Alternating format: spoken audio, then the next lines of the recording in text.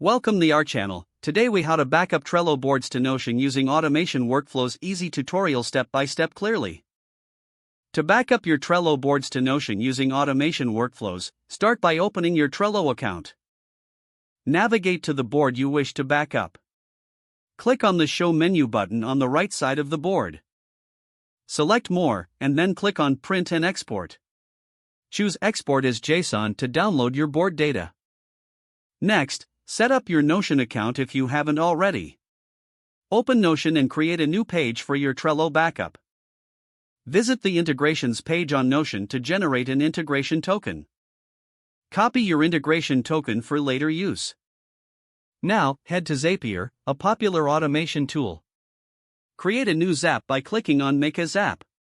In the Trigger app, select Trello. Choose the trigger event as new card or updated card based on your needs. Connect your Trello account to Zapier. Test the trigger to ensure it's working correctly. In the Action app, select Notion. Choose Create Database Item or Create Page as the action event. Connect your Notion account to Zapier using the integration token. Map the fields from Trello to Notion, such as card title, description, and due date. Once the mapping is complete, test the action to confirm everything functions properly. Set up any additional features, such as filters or delays, to customize your workflow.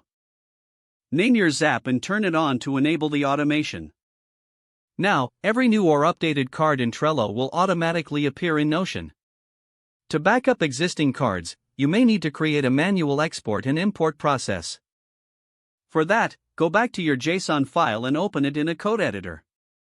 Transform the data from JSON format to a structure that Notion can understand. Copy the relevant information and paste it into your Notion page. Review your Notion database to ensure that all data is accurately represented. And that's how to automate your Trello backup to Notion. If the page does not load, refresh the browser or try again in a private or incognito window.